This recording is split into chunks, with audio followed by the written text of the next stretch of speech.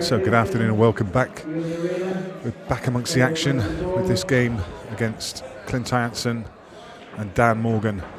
Clint wins the lag and he will break off in frame number one. I've got some company on commentary now. Mark Shepherd joins me. Afternoon, Mark. Afternoon, Nick. Good to see you. See the commentary box. There's an upgrade since I was last here. Hasn't it ever? Beautiful view of the whole room. Yeah. It's one of the best vantage points that we've had for any event. Really, it's fabulous. Yeah, it's quite a novel experience being able to actually see the table. Normally, we're stuck in a cupboard somewhere watching it on TV. Yep. And we thought the field was tough for event one. Even more so for this one. We've got the addition of people like Jack Whelan and John McAllister turned up for this one. Craig Marsh as well. So it's quite a glittering field of players. Yeah, I mean, it's quality and quantity, isn't it? I mean, the number of people. This must be the biggest one of these events we've had in 10 plus years. Yeah. So many people can't even get into the hotel. Yeah. 128 matches in this first round. So I know there's a few forfeits, but close to 250 players have turned up for the weekend's events. And as you say, the hotel packed to the rafters, and many people couldn't get in. I certainly couldn't get in the car park earlier. No, there's a queue of people to get in the car park. There's a massive queue in the lobby of people trying to check in. Yeah, I think the hotel underestimated somewhat what a takeover bid it is when Paul comes into town. Perfect venue for it though, to have all the tables. We've got 28 tables. 28 tables, yeah. Mm. All in the same room, which is nice because some of the other venues you have to split them up. Yeah, I think it's fabulous. Certainly one of the best venues I've been to. And it's been a long time. I was thinking earlier, it's been something like 13 years since this tour has been to London, so nice to have, a localish one for me, not quite so local for you. More local than some, that's for sure. Much more local than Blackpool. Yeah, I think Blackpool isn't local to it's not local to either of us. Not local to many people. No, I mean, it's actually a good venue, but it's a bit of a trek to get there. Yeah. So we get our first look at Clint in this event, and he looks on form already, doesn't he? He's not messing around in this first frame. Yeah, I mean, these early matches, in a sense, you just want to get through them, although it's an open draw and a pretty stacked field, so there's no guarantee you're going to have a few easy ones. You might have a tough match straight off. So it looks like he means business. Black safely deposited. Clint 1-0. So assume this is your stomping ground, is it, around here? You're pretty local to this, aren't you? Yeah, fairly. It's good. I live on sort of the other side of town, but it's not too far away. Yeah. You and I both poker fans. We were saying one of the biggest casinos in London, the Victoria down the road. Yeah. So if the action finishes on time, we can get out down to the serious business. I saw there's a mini Vic as well. They call it the Little Vic, just up the road at the end of the road here. Oh, really? I haven't seen that. Yeah, there's a smaller version of it. Drove past. I've never seen it before. Yeah, called the Little Vic. Yeah, I think it's nice for a lot of players. Lots of people have brought their families down. Get the bank holiday weekend in London, Hyde Park just down the road, so not far into central London. No, I'm sure people are fairly aware of the geography, but we're pretty close to Paddington, aren't we? And so the venue is actually on Edgware Road, and Park Lane just nearby as well, isn't it? So it's a fairly salubrious part of town. Yeah, if you can go down Edgware Road and keep going, it basically just gets more and more expensive as you get into the middle of town. Yeah. Get the sites from the Monopoly board, Park Lane and Mayfair just down the road from here. Well, it's one of those things that everyone turns up with good intentions of looking around town, and you get drawn into a few matches and suddenly you realise you haven't left the hotel for a couple of days. Yeah. And if memory serves me right, there's some fabulous food places around here as well. I think it's stacked with Persian restaurants along Edgware Road. Yeah, very much so. Yeah, I mean, I'm not sure how these things come about, but that's definitely the local cuisine around here.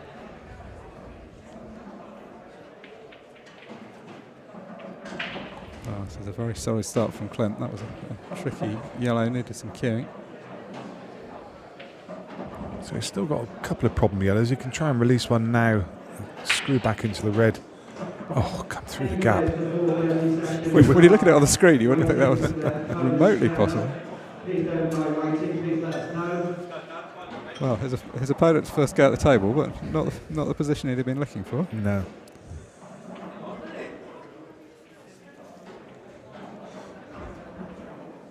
And Troy NJ Pool player, much appreciated. Thanks for sharing the stream.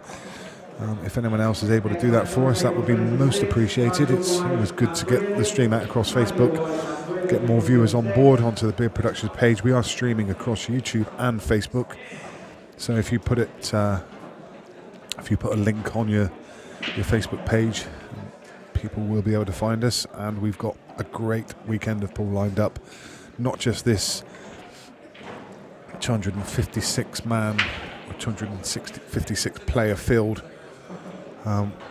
We also have the open event, which starts tomorrow morning, and unique to this weekend as it's the Festival of Pool, we've also got the 3-man event, which is I'm really looking forward to. That's a blind draw, so you literally could get drawn with anybody, against anybody. So those kind of draws always throw up some amazing 3-man teams, don't they?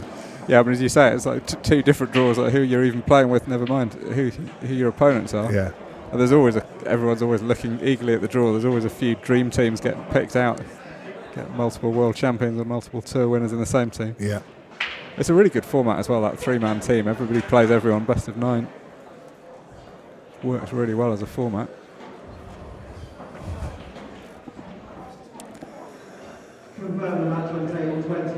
We've been surrounded by world champions and ex-world champions this weekend, and another one just waving at us from down on the floor, Carl Morris.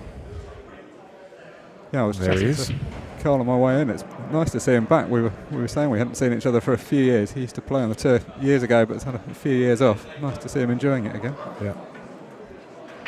And speaking of which, just in the background there was Sean Chipperfield peering in, so timely visit from him, another world champion. And talking to Carl, I saw him in the reception when I arrived earlier today, and he said, I want to come up and do some commentary with you over the weekend. To which I replied, fantastic. So I've never been able to do it before because he's obviously he can't hear. He's clinically deaf, but he's had a new implant put in, and he's just getting used to it. And I think it's revolutionised life for him. It's absolutely incredible now. He can hear things in a different way than he ever used to be able to. So we should be hearing from him on commentary over the weekend. He said he's never done it before, never been able to do it before. No, I mean, he's an inspirational figure in a lot of ways. And even before the latest implant, it was always amazing. You could actually have a very deep conversation with him, and he could make out, but it must have been such hard work. But as you say, he's given him a new lease of life now. Yeah, I mean, you talk about an inspirational character. I mean, actually, he is an inspirational speaker. He's a motivational speaker. It's part of one of the things that he does now. He goes around the world giving motivational, inspirational speeches about his experiences and how he's overcome adversity. Yeah, he's done some great charity events. I remember a few years ago, I think it was the North Pole he trekked to. It was a pretty serious fundraising effort he put into that one. Seriously interesting character. So I look forward to a stint on commentary with him over the weekend. Talking to champions, I just spotted on table 25 the 2007 European champion Oli Bell is currently in action over there. He's at the table, so we will keep an eye on the other scores around the room as the day goes on. Over on table 9, Phil Harrison is in action. He's playing the Pigeon. Chris Patient. Chris joined us on commentary for event 1, and I'm sure he'll be up in the commentary box at some point over the weekend.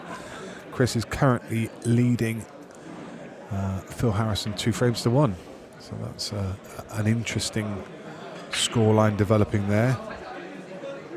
I can see, actually, I'm looking down and Chris is currently at the table, so he's in amongst the balls to try and make it 3-1. Chris, a decent stick, actually. As I mentioned, the man behind Pigeon Pool Promotions, who cover all of the GB9. Very colourful character. And, well, Phil Harrison off the back of a wonderful win on Monday night. I don't know if you saw the excitement from the Ultimate Pool event when Phil playing in that final against Simon Fitzsimmons, and it all ended in a draw and a 6-ball shootout, which Phil won by less than a second. A 6-ball shootout for a 10 grand first prize, and Phil was reeling back the ears and dancing around the table when he potted the last red in that 6-red shootout. It was fantastic to watch. Yeah, nothing beats that kind of pressure in that short format. It's unique, isn't it? It's something that we've never seen before. I think it's fabulous because it's unique, and some people, think it's a bit of a novelty, with things like the golden break and the golden duck and the 6-ball shootout and stuff like that. But it adds a whole new dimension, and why not? They do it in snooker. They do the shootout in snooker where they change things up and have that short shot clock. It's almost like the Americanization of the game, making it a bit more, a bit more razzmatazz and a bit more excitement. And I got to say, I haven't enjoyed watching pool as much for a long time as when I watched that event and watching that final and seeing Phil dance around the table. I thought it was fantastic, absolutely amazing. Just creates a whole new dimension in the game. Yeah, I mean, we've been very lucky. We've got a few good promoters in the game at the moment, bringing some new ideas. I mean, we all enjoy the traditional format, but as you say, so many sports, you see in cricket, the innovations, the 100 and the 2020 in recent years. Absolutely, there's just a development and a new iteration of the game to make it more exciting for the viewers. Yeah, the 100, I think, is another, as if 2020 wasn't fast enough. Yeah, I know. They give you the 100. I mean, it's like, and 5-ball overs. It's like, for traditionalists, they're looking at it and thinking, what on earth is going on here? I'm sure the MCC are sat there in their mustard and puce ties and wondering what on earth's going on. But actually, the whole thing was to make it a family event, to bring people into the game and get people watching. And, I know that the Ultimate Pool guys have got a lot of things up their sleeve I know there's a pairs event just about to start next week. And there's a few exciting announcements about the players that are coming into that event. So watch this space. That's some really exciting news coming up there. And it's just creating a buzz around the game, which is fantastic. And it's bringing in people. It's like the whole Phil Taylor thing, wasn't it? Bringing Phil Taylor into the game. It was almost a bit of a novelty for some people, and some people saw it like that. But actually, it just brought a whole new dimension of viewers into the game. Yeah, I mean, I could sort of understand why people were complaining, but I don't think that was the right mindset. I mean, I was personally very keen to watch it. I mean, it's entertaining, isn't it? It's something different. I heard so many people say, yeah, but you brought Phil into the game when you could have given a young player a chance and all the rest of it. And it's like, that's great, but they're doing that at the same time, like bringing Gio Edgar into the pro series, and bringing on that young man who's only just turned 17 and giving him his chances. So I like the diversity, and they're bringing women into it with Emma Cunningham in the event as well. So it's just adding new layers and new dimensions into the game, and I think it's fabulous. Yeah, and the publicity is so important. I mean, you've got to get a viewership. You're going to have the core pool viewers, but as you say, you need to bring new people in. If you get some darts fans or just some people that are intrigued to see how it goes, why not? It's only one space, isn't it? And there's still room for the traditional side of things, like these events, and absolutely, why not? There's still space for it. And what I did like about the fact that when Ultimate Pool did their tour, then they took away things like they still had the 6-ball shootout for a draw on the main arena table, but they took away the golden break. And I think that's right too, because when you're playing a more traditional tour, you don't need that aspect to it. Meanwhile, on the table, Dan Morris has fought to get into. It's Dan Morgan, I apologise. Has fought to get into this frame, but he's still there. Just misjudged a shot, trying to play with a lot of side the length of the table, which has allowed Clint in for this clearance. So a very quick first frame from Clint, a much slower second one, but it looks like it's about to be 2-0.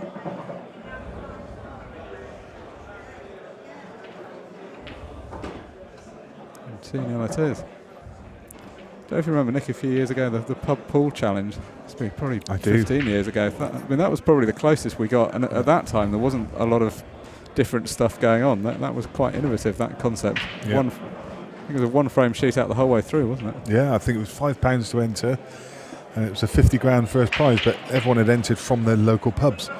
In fact, we were just talking momentarily about Oli Bell, and of course he was a finalist in that. Yeah, of course, he lost to Frankie Sargent, didn't he? Yeah. That last frame. I was talking to him about it a couple of weeks ago, funnily enough, and he said, missed the ball down the rail for 50 grand. I mean, the thing is, it is life-changing money, and it's a big lump off the mortgage, or it's it can be the difference, can't it? It's for some people that could be the difference between giving up work and setting up their own business or whatever it may be. So it's a huge lump of money it's a horrible thing to have to regret, isn't it? It was a sort of classic matchup. Oli Bell was an established player by then, whereas Frankie Sargent wasn't so well known, so it was a sort of David and Goliath type matchup. Fabulous. I was there for that. It was the final film bit. It was a really good environment. They had everyone sort of in a cage when they were waiting to go on to play.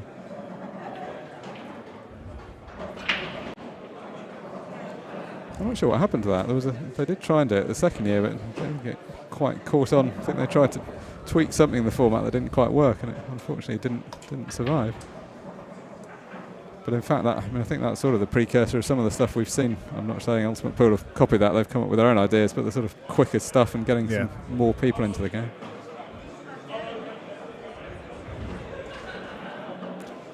This format, though, there's actually the same format we've used for a lot of years. This Festival of Pool. There's a bit of a hiatus for a few years when that three-man team didn't happen, but other than that, this format has been around for a long time. Main event first to 7, Open first to 4, and then the three-man team at the end of the weekend. One thing that's been introduced in, particularly a lot of 9-ball events, is double elimination, which I think everyone here would love, but you see 256 players, we have to start on about Tuesday for that to come.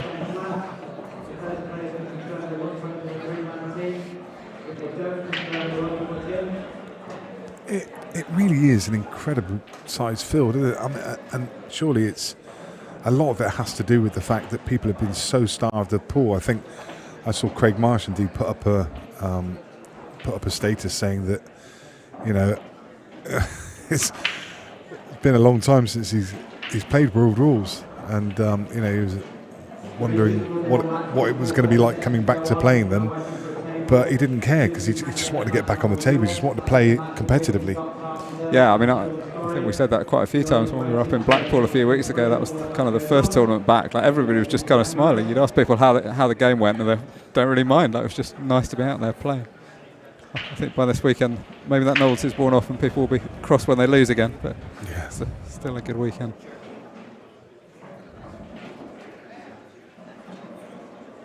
And all credit, as always, to the organisers. Not just for the scale of the event, which is enormous, but so much uncertainty at the beginning of the year about whether it would be possible to run a full season, and it looks like they're going to manage to get 5 events in.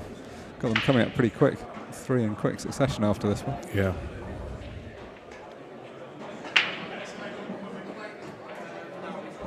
A sterling job that Neil Toms has done. Well, I've spoken to him a few times this week. Imagine if he's spoken to everyone on the tour to deal with one query or another. He must literally have spent the last couple of weeks on the phone. And the staff too, because I've spoken to him this week as well. So, yeah, his phone must never stop ringing.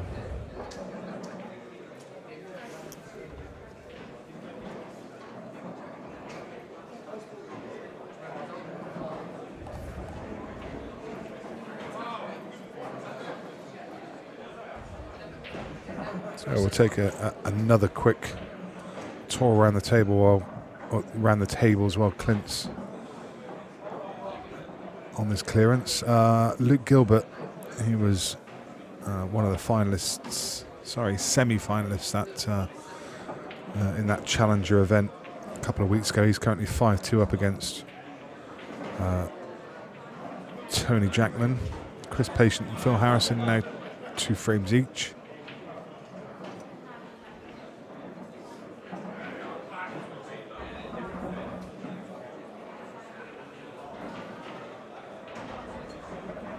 Jamie Clements 3-1 up against Glenn Cahir. Tony Blount in action, 2 each against Chris Freelove. Arfin Dad 5-0 against Stephen Dewing, or Dewing.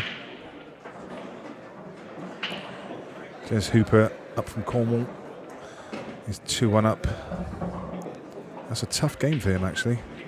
He's playing Lackbaden.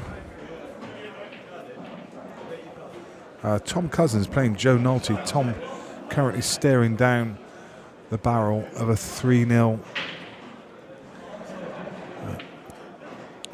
lead for Joe.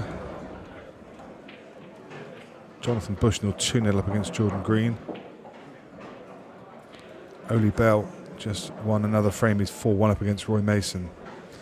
Matt Briley in action against Nigel White. He's currently 1-0 up.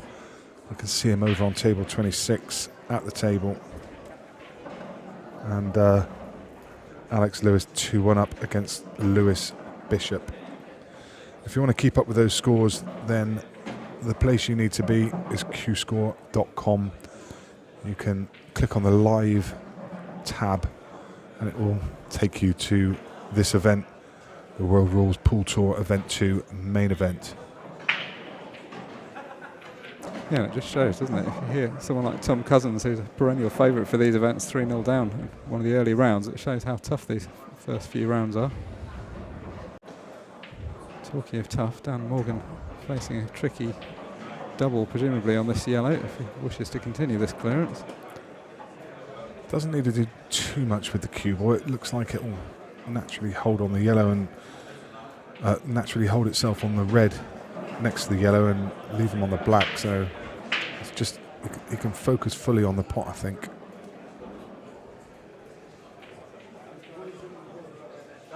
Oh, just found its way in. Well, it's on the black, but toughish black for your first frame. Yeah. Yeah.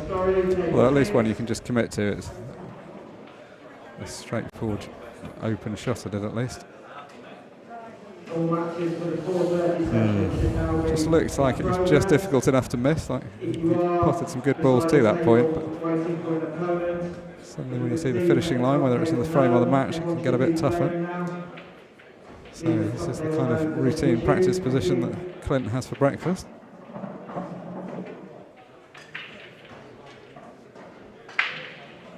So the winner of this game will face Darren McVicker. I'm sure it'll be no surprise to anybody who knows Darren McVicker to know that his match is already over. They started at the same time at 4:30, and he won 7 frames to 1 against Joe Sison. Darren, one of the quickest players on the tour. Well, a slightly errant positional shot from Clint on the previous one. I think he was surprised how fast the table was. It didn't look like he could get as close to the ball as he did, but luckily he had the other one to make amends. So back in prime position.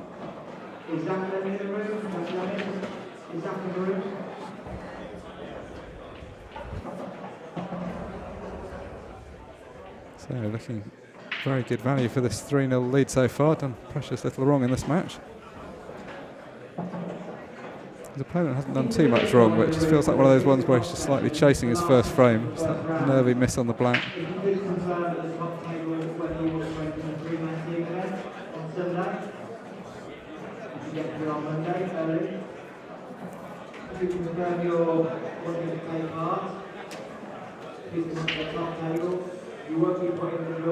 So Dan will break off in the next frame. So frame number 3, and he needs to get himself on the board. Oh. I think you've been looking way too long. Frame number 4, Nick. I think we're at 3-0. Sorry, it is 3-0. The graphic just one behind. Score not changed yet. I'm not sure.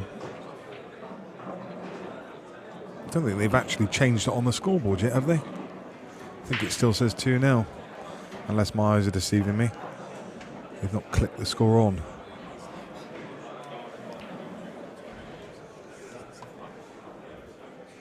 So the score that you see on screen is controlled by the players. It comes directly from qscore.com. And it relies on the players changing the score. Clint hasn't put his frame on yet, so... Ronnie asking if this is the best of 13 or the first of 13. It's the best of. So race to 7. Yeah, race to 7 all the way through to the semis, and then best of 15, race to 8 for the semis and the final.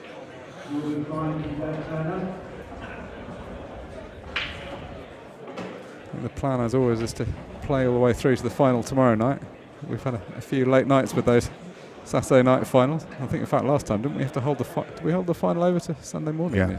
Yeah, played it Sunday, well, about midday on the Sunday, I think.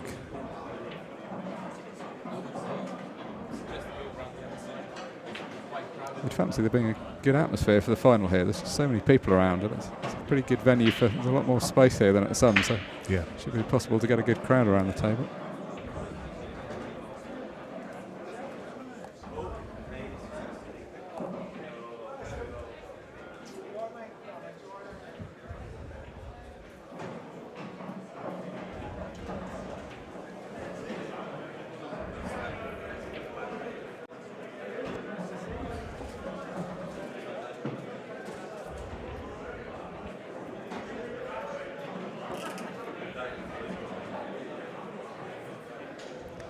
All one-way traffic at the moment. This is the trouble when you play one of the top players. Come with a reputation, and a reputation he's already shown in the first 3 frames, which makes it a bit harder for your opponent. It's interesting you said that, actually, because I don't know what kind of exposure Dan would have had in these kind of situations on the main arena with all the cameras around and people sat around watching. I mean, Clint would have had this kind of exposure many, many times in the UK and also in China when he's played there in very intimidating environments, and that can definitely play its part. Yeah, it's a very different sort of pressure. It's very easy if you don't do it to think, well, how on earth is it any different? This table is exactly the same as all the other ones in the room, and actually at this stage of the weekend it's not even like there's a huge live crowd, but just the fact that knowing it's being streamed, people at home are watching.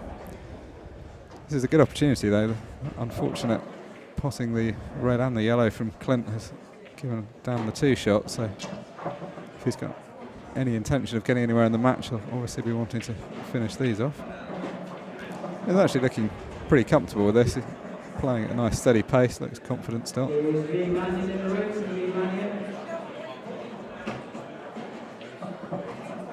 So the added insurance, the 2 visits, he was never really going to need them, but just knowing that he had that in hand took a bit of the pressure off. I remember talking to Mick Hill just a few weeks ago, and he was saying that a lot of times when I guess it's not just the arena and the environment, it's also the fact that you're playing Mick Hill, but Mick said that some players, as soon as they start playing, Mick gets this feeling that they almost don't want to be there, and it's like, oh, hello, and he's already won it before it started sometimes, because the players are intimidated by the fact that it's him and intimidated by the fact that it's in the arena and so on and so forth. I'm not saying for a second that's what happened, but if you remember back to the final when he played Dom Cooney, that's and he kind of it was a similar environment where Dom hadn't been in that situation before, and it's a well-trodden path for Mick. Yeah, and I think Dom had done so well getting to that final. It was almost probably the celebration was just getting to the final. He probably couldn't quite believe it. And then suddenly, I mean, I wouldn't say throw it away by any means, but perhaps it does come into your head suddenly. The trophy's in front of you and the money's in front of you. Yeah, and it's a whole different thing. And for Mick, as I say, it's a well-trodden path. It was something he was very used to. So Yeah, I mean, it's very well deserved that he's got that reputation, but it must be lovely once you get to that position. You definitely get people throwing away frames of matches that they wouldn't do against a different player. Well, I mean, we're both poker players, and if you put it into those terms, if you think of someone like Phil Ivey, for example, I remember watching the World Series of Poker Europe back in 2007, and I was watching. In fact, my friend was playing on the same table as Phil Ivey, and you almost felt that there were people around the table that they played differently because it's Phil Ivey. It might be that you're nervous because it's him, or it might be that you're trying to get one up on him, so you might pull the trigger on a huge bluff that you wouldn't do against anyone else because you want that story to tell your friends that you pulled a massive bluff against Phil Ivey. And I'm sure that he's made hundreds of thousands of dollars, maybe even millions in his career because of those exact same reasons. And it's exactly the same for pool players. Yeah, I couldn't agree more with that analogy. I mean, poker players, I think it's exactly that. Like, people want their story, their moment, so they go for, and perhaps the pool equivalent is you go for some clearance that you shouldn't, where you think, I'm playing McHill, I shouldn't just be snookering him, that's a bit boring, I should do something positive. But you still got to play the right shot. I think in some pool matches you kind of almost know what the result's going to be when you're one of the players. Like, after a couple of shots, like some days you just really fancy it, you just think you're in good form. Other days you can't see a way through to win. And then a lot of sports, the psychology has got a lot more attention in recent years. I'm not sure sports psychologists are a common feature of pool tournaments, but they're definitely a common feature of a lot of sports. So much of winning and losing is in your head rather than the pure physical coordination. Now, I mean, I've been looking at this frame all the way through and thinking this yellow definitely doesn't pass the red, and you can see from that angle it most certainly doesn't. So I was just wondering what his plan for it was. And he's going to take his medicine and take on a extremely difficult cut to the top right pocket. Yeah, and I think this is exactly what you've given an example of. It's sort of chasing a clearance that's almost there but not quite. Yeah. And he's overcut it. Yeah, and that's that was exactly the analogy we were trying to make. The fact that he's, as you say, he's chased a finish which that wasn't necessarily there, and not addressed that problem ball early enough. Possibly scoreboard pressure, possibly the fact that I have to take my chances. I have to take every chance because I'm playing Clint. Yeah, I mean, if you were top players all have different ways of going about it, but one common feature of all of them is that they deal with problems early on. Like, they don't just chase clearances with difficult balls on the table. They try and get after them early in the clearance, not at the end. Yeah, and to that end, they would almost rather take on a 50-50 shot earlier in the frame and risk losing the frame, knowing that actually if it comes off, the chances are they're going to win the frame, rather than just try and leave it to later in the frame, as we saw there from Dan, and not address that issue, and then maybe then it turns into what was that pot, like a 10%, 15% at most. Not for a moment suggesting that that's the position that Dan's in, but I think people get very performance oriented rather than results oriented when they're the lower ranked player. They want to be when they play on the stream table for the first time, they want to be seen to be playing well, so they don't want to play the negative shots, they don't want to take the difficult shots on early, they want to pot a few ball, so they end up going about things in a different way. And I think sometimes it is about that. It's just, right, I want to get my arm going.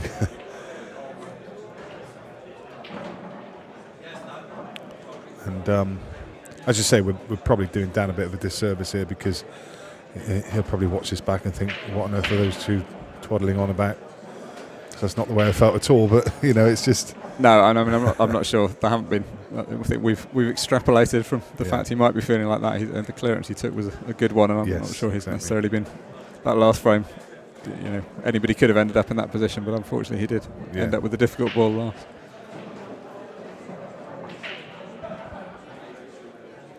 Yeah, I mean, as you say, Clint is now, he's been around a long time. He's a very seasoned player, and when you're getting to the standard and putting the time in that you're travelling to China and playing in front of those really big crowds, and playing for big sums of money, that really hardens you up. Like, I think this almost feels like coming home sometimes when this is probably the game he started with, and playing locally again. You don't really have a great deal to fear at that point. From Dan's perspective, if he can find a way to win this frame, you know, from being 3-0 down and virtually, you know, I think we're almost kind of writings on the wall at 3-0, but actually, you know, well, he's got a half a chance here, and as I say, if he can find a way to win this frame, he's very, very much in this match. Yeah, and actually, like, coming back against an opponent is one of the best ways of putting pressure on them. I'm not sure against this particular opponent he's going to have too much luck getting him under pressure, but often when you've had a lead and you see it evaporating, that can be the most difficult thing. So this would be a good frame to win. Big difference between 3-2 and 4-1. Big shot here. Oh. Just a little bit tentative, it felt like there. Didn't quite get through the ball. I mean, you don't want to overhit them, but I think maybe you want to just hit that 10% harder, just be a little bit more confident with it. Kind of a half a second prize there with the two reds tied up on that right-hand side rail. You'd feel that Clint would need that pocket at some point if he can, even if he can develop them. Well, that was nearly a calamitous outcome, wasn't it? Yeah. And as it is, it's still not the best outcome. Pushing the red on top of the yellow. I think there was a gap behind the yellow, and he's now closed that gap. Keeping a poker face in his chair, but Dan must have been screaming for that yellow to go in. Bang on the black.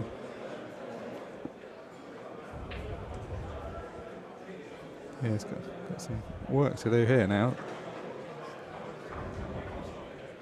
Fortunately, from Clint's point of view, he's got quite a lot of balls on the table, so it's reasonably easy to get involved in this kind of safety game. I think in world rules you'd have much of a thought of trying to hit the yellow. Probably just try and push another ball towards it, although it's not. I don't think you can quite see the one nearest the cushion, which would be the easier one to push towards it. May just pop the hide behind it. Anything basically where he didn't leave Clint a first shot.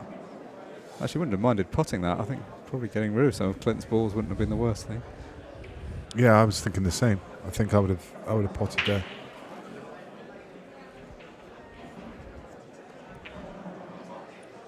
It's difficult sometimes when you're not too familiar with players. You know, I'm not sure whether Dan comes from a world rules background and whether these are completely native rules to him or whether he's more black ball. So you just wonder. I think an out-and-out world rules player would have started to take balls off the table there, as you say. Remove some of the chess pieces in play to make it a little more difficult for Clint. Yeah, because the three balls at the top of the table aren't too much good to Clint at the moment. It's the other ones he's working with.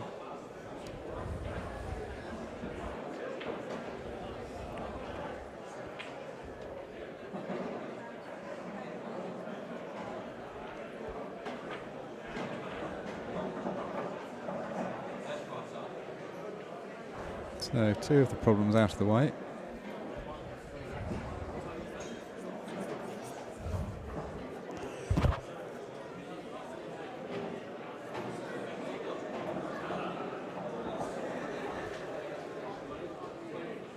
I don't think there's any way the red goes round the yellow. There are times you watch it on the screen and you can be surprised, but this one does seem to be pretty convincingly blocking the pocket, so Clint's going to need to bump it out.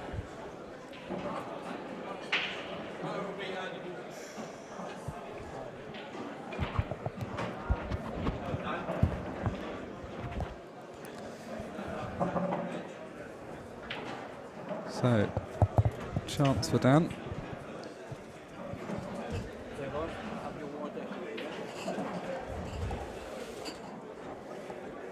Well, he's not loving the first shot at this black, of course, but loving the fact that he's on the black.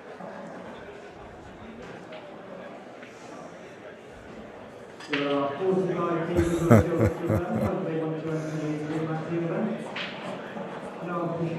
can see Clint smiling away in his chair because he was just looking across at Scott Gillespie, who just seconds before had looked up at me and mimicked himself shooting himself in the head at tactical frames.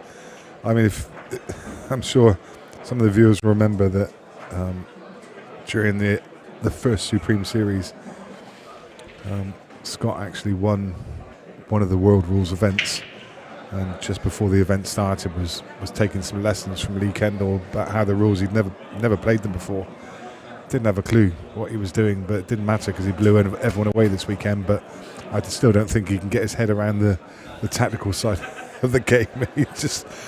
He shook his head, and I think he did a similar thing with Clint. I think that's one of the reasons probably Clint just lost his patience there. Is another player who's naturally attacking and more used to the more attacking rule sets. Probably doesn't want to get bogged down, which should be a bit of a hint for Dan, actually. It might be worth him trying to take it a bit more dirty and tactical. In the last match, we saw quite a tactical match, and I did ask Callum Singleton if it was his game plan when he went into the game to actually try and make it more tactical and slow down Chris, and he said it was.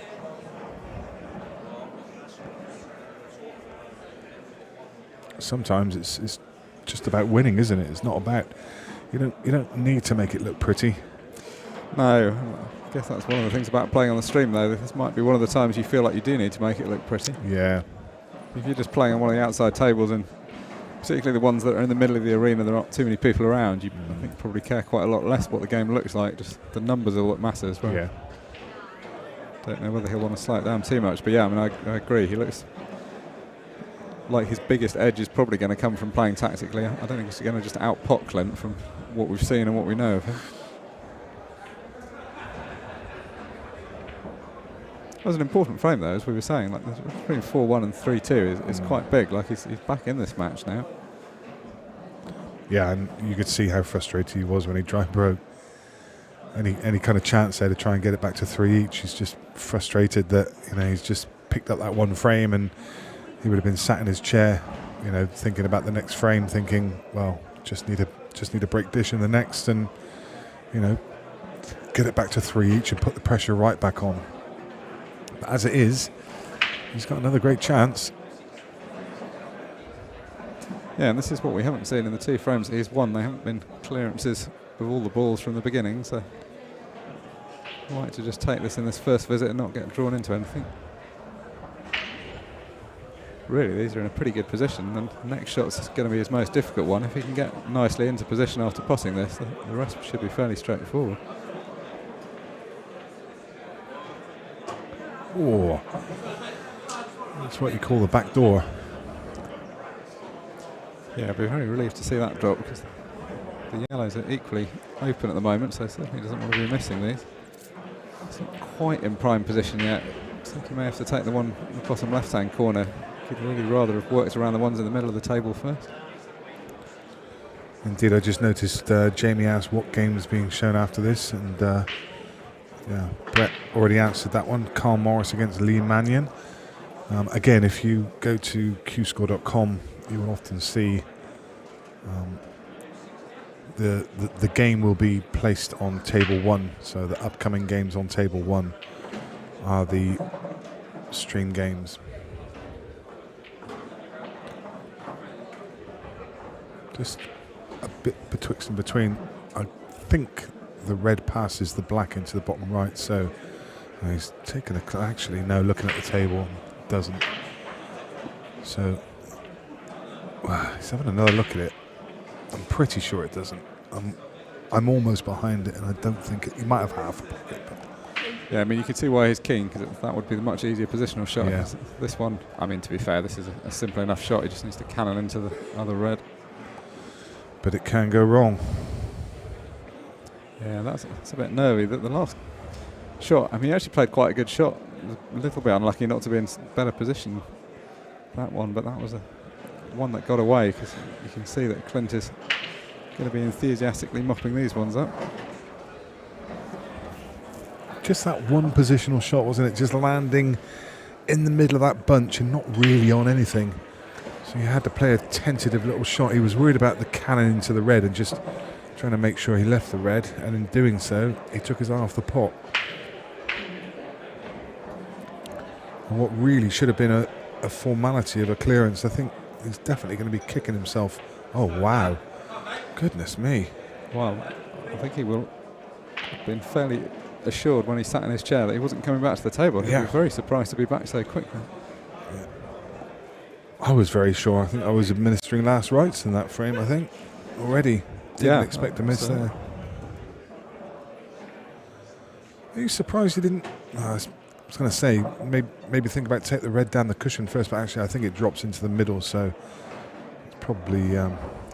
yeah, my first instinct while I looked at the table was to take that one down. Yeah. Yeah, I think he can... Well, is he going to play the double? I think I'd have rather taken it long, to be honest, than play the double. Yeah, I mean, if it drops into the middle and he can get close to it, if he can just get somewhere near the black, he'd be able to drop it in. But it does look quite, oh well, it's quite tight from that angle. And it's quite an easy double, isn't it? Taking the double. Fairly unmissable from that angle. Well, I don't know that you want to hit it at that pace. I don't think that was necessary. No, if that was always in his plan, for me, I think I would have preferred to take it early doors. He was on it. I mean, well, even if you're taking it at the double, I think I would prefer just to play it pocket weight, because it makes the pocket twice the size if you play it dead weight.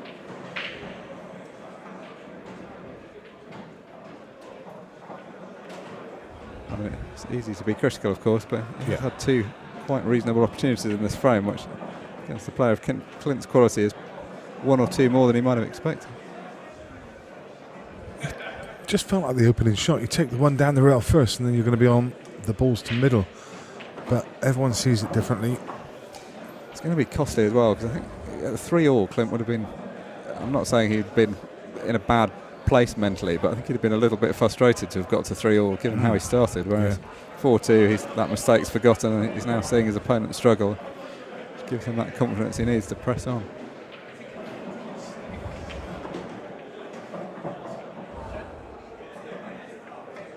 So got a toe hold in the match, Dan Morgan, but needs to put a bit more pressure on if he's going to take it any further than that.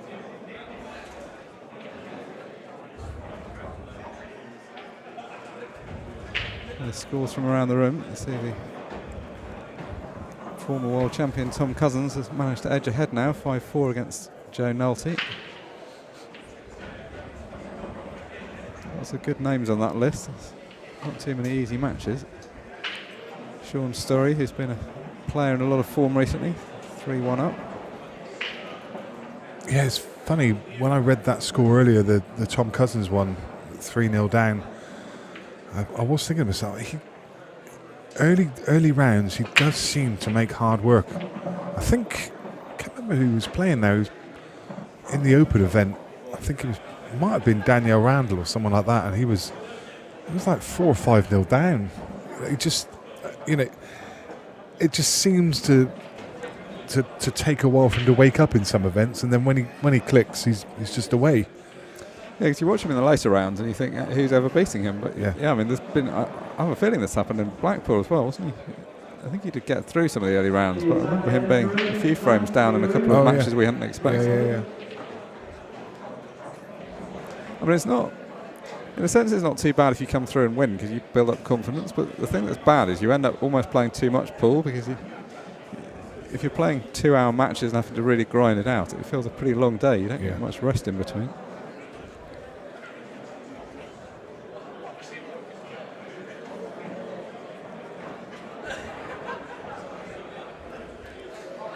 You can see from the fact that Clint's taking a bit longer that there's a few things to think about. In the early frames in particular, he was playing at a pretty lively pace.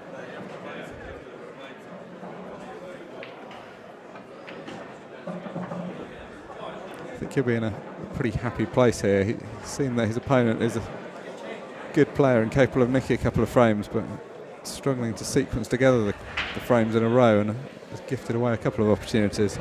Clint knows that going to get a few chances at least. It's a tough little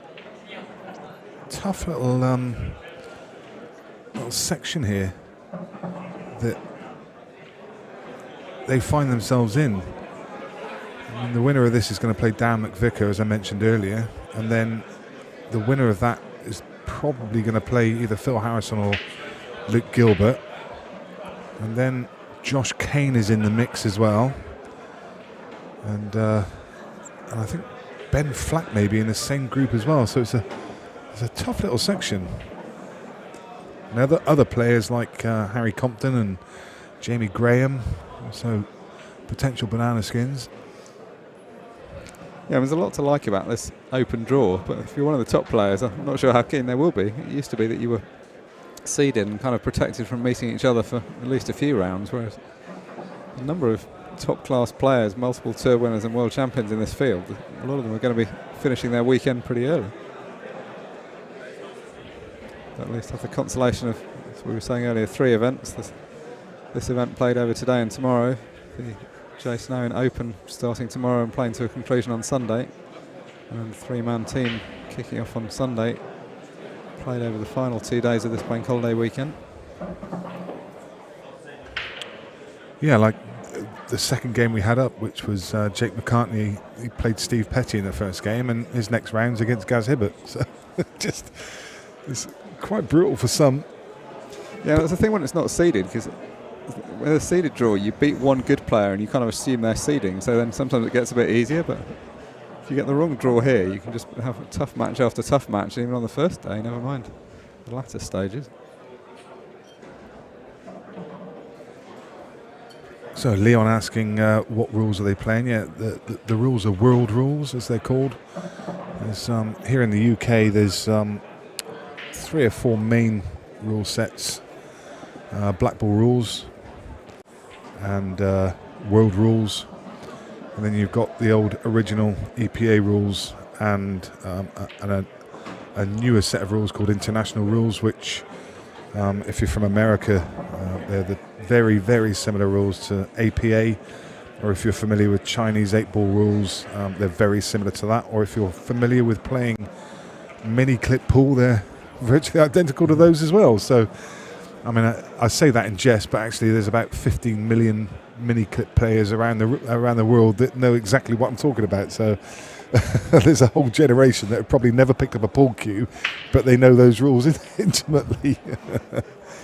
Yeah, it's funny, isn't it? And what seems like the obvious rules, like you come from one part of the country or one country and you think everybody plays that, and then you find somewhere else everyone's playing something totally different. And more so in the UK than anywhere else, because when you, like, there's a variation of rules in just about every town. I mean, I've been to places before where you have to nominate your pocket for the black and you have to stick to that pocket, and you know, others where you just nominate the black, and there's hundreds of variations in different parts of the UK. But yeah, probably 3. I guess it comes down to pretty much 3 rule sets now, certainly that you'll ever see televised. World rules, black ball, and international rules. My least favourite ever rule set was one I encountered in New Zealand about 20 years ago. I was playing a local pub. It was the first time I played when I was out there. I potted 7 yellows and accidentally snookered myself on the black. My opponent went, "You do know if you don't hit the black out of the snooker, you lose the whole match." Oh, fabulous. What all of those sort of local pub rules have in common is they try and have a levelling component where the better player is nearly always punished somehow, but there's some obscure rule on the black you're not aware of. You need to nominate it or use a specific pocket. I remember I played 8-ball rules in the States, just somewhere south of Phoenix in a place called Gila Bend. When I was working out that way, there's some massive what do you call it? There's just land between Mexico and Arizona where they do firing trials for aircraft. They go down there and just drop bombs, basically. And Gila Bend's just this tiny little backwater village, for want of a better word. And I went into the bar and we were playing 8-ball rules. And a couple of myself and one of the guys over there, and one of the locals came over and said, "Do you want to play for $20?" So we played just one frame. and I broke off and potted the black off the break, and I wasn't sure whether it was a re-rack. I wasn't sure whether I'd lost the frame, but no, I'd won the frame. Not only had I won the $20, but the guy behind the bar also buys you a drink if you win off the break by potting the black. It was like, okay, brilliant. Yeah, those horrible moments where you think you've won and then they go, no, that's lost a frame. Yeah. I was about to ask if this was the precursor to getting hustled by this guy, but that rather takes the hustle out of the equation. If you just win without him playing a shot. Break off, win the frame. I was about to say, when I looked down on this room set, I can't think of the last time I saw 28 pool tables in one room. Although I was talking about America, I was thinking back to a scene I've seen a few times in Vegas. When the time I'm often out there for the World Series of Poker is what they call the VNEA, the Valley Leagues in America have their national championships at Bally's. And they have 212 tables they had lined up. That's amazing, isn't it? Unbelievable. And similarly, when you go to the Rio for the poker and you just walk into these vast conference rooms, I mean, this place is tiny in comparison. They literally fit 400 or 500 poker tables in one room, and there's about 6 or 7 of these. You know, you've got the Brasilia, and you've got, you know, there's just room after room, and you walk in, and all you hear is just like thousands of crickets in there as people are playing with their chips, and I mean, the noise in there is just incredible. But it's an atmosphere that you never get anywhere else. Another good venue for both pool and poker actually was, and I've heard that it's on the list for the next World Championships, is Killarney, Gleneagles over in Ireland. That's another great venue. Great venue. I know they play a lot of pool over there, and I've been across for poker events, and it really is a super venue for both. Yeah, and it's nice to see the World Championships going international, although obviously you and I both come from England and it's kind of easier for us if it's local, but it's been played in the northwest of England for a lot of years now, so absolutely right that another country hosts it. I think Dan just shown his frustration there. Had the camera been slightly higher, you would have been able to lip read what he was saying. Yeah, that is a bit careless, knocking the white off the table, to be honest. I mean, I know it's frustrating being in that position, but he's throwing his arm at that a bit. I think he's just absolutely fuming at what's just gone. Another amazing chance.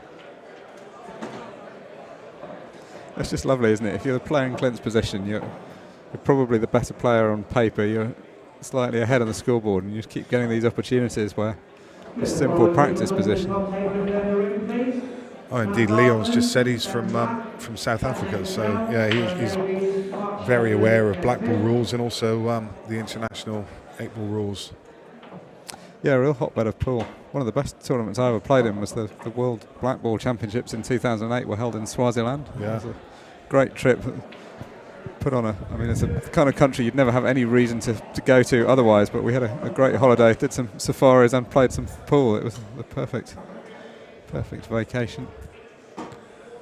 Funny enough, my son's godfather, one of the big events he won was he played an event in Swaziland, and a poker event, and I think he got to the final table, and 10 players on the final table, and he eliminated all 9 of the other players, which is virtually unheard of, because you'd always get somebody take out someone else.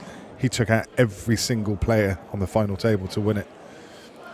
Shame it wasn't a bounty tournament. Well, mind you probably didn't care that if you won first prize. I think the first prize was £1 million, if I'm not mistaken, which I think is in the region of about 80 or 100,000 pounds. Is it something like that? I think anyway. My conversion from rand to pound is not great, but it was around about 100k UK. If you found the time to go on a safari, we went on this safari on one of the days when the pool tournament wasn't happening. We saw all sorts of wild animals in pretty short compass. Got to one where there was a field with some lions in, and somebody put their camera, which was just a light digital camera, on what appeared to be an electric fence, and the entire fence fell over.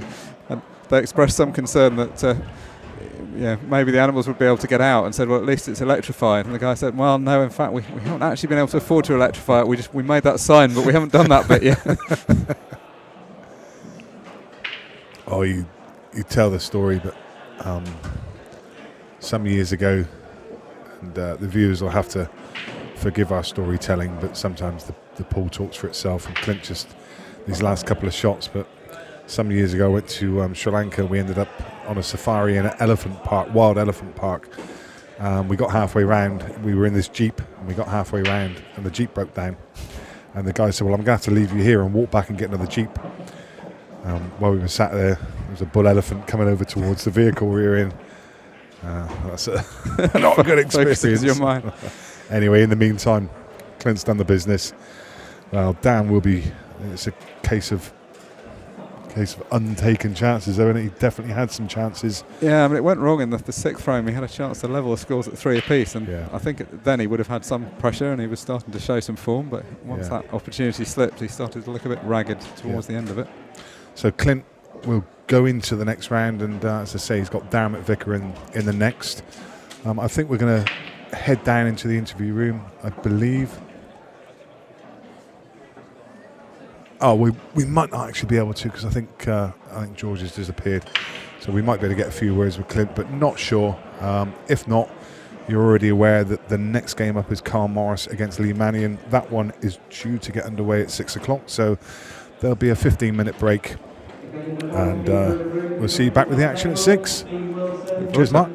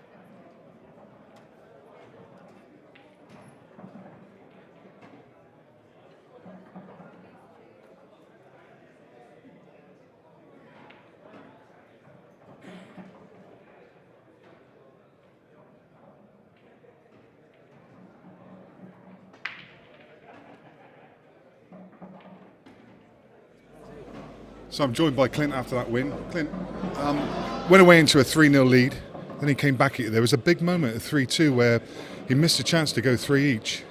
Big moment in the game? Yeah, I think he had a couple of chances in that frame to make it 3-0.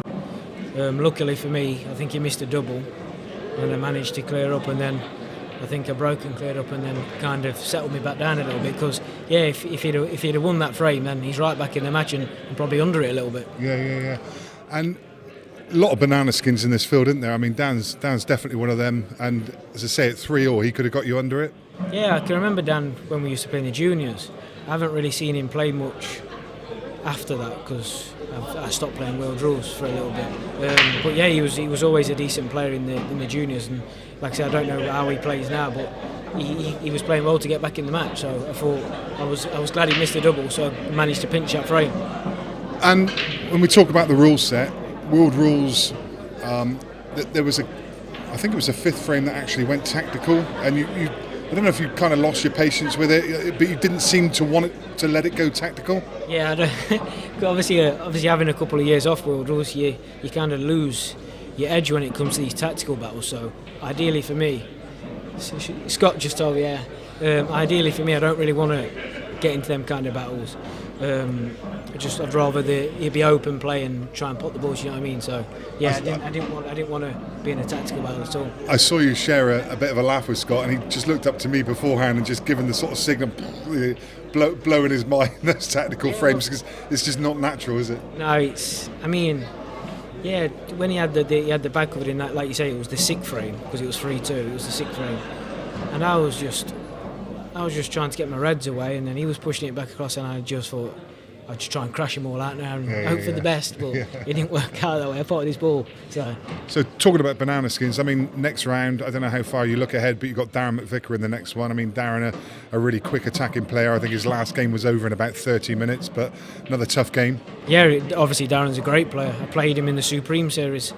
I think I beat him in a deciding frame. I think that's the only time I've played him. So, and like you say, he's really fast and very good. That should be a good game. Hopefully, not too many tactical battles in that match. I don't think there will be from him. I've never seen him play a tactical shot yet. But anyway, Clint, best of luck for the rest of the event. See you at the business end, hopefully. Hopefully. Cheers, mate. Cheers. So next up on stream, we're already aware, we've got Carl Morris against Lee Mannion. Stick around, we'll be back for that one in just a few minutes.